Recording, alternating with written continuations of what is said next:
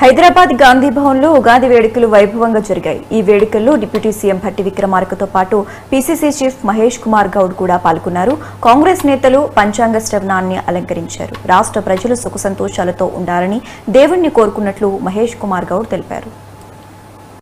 విదేశీ పెట్టుబడులు 10 సంవత్సరాలు 20 దాటకుంటే ఈ 2 సంవత్సరాలలో ముఖ్యమంత్రి గారు ఐటీ మంత్రి గారు విదేశాలకు వెళ్లి తీసుకొచ్చిన విదేశీ పెట్టుబడులు దాదాపు 2,20,000 కోట్లు।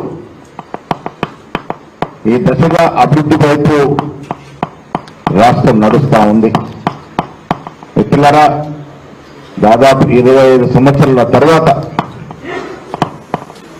మనం రాష్ట్రంలో పండిన సన్న బియ్యాన్ని ఇవాళ ఫిలిప్పీన్స్ కి రవాణా చేస్తా ఉన్నాం।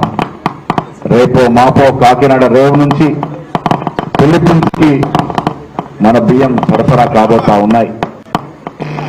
పారిశ్రామిక పరంగా ఎన్నో పరిశ్రమలు ఈ రాష్ట్రానికి వస్తా ఉన్నాయి। విద్యాపరంగా ముఖ్యమంత్రి గారు దూరదృష్టితో ఇంటిగ్రేటెడ్ కళాశాలను నెలకొల్పి ఒక్కొక్క కళాశాల మీద 200 కోట్లు హెచ్చిస్తున్న సందర్భం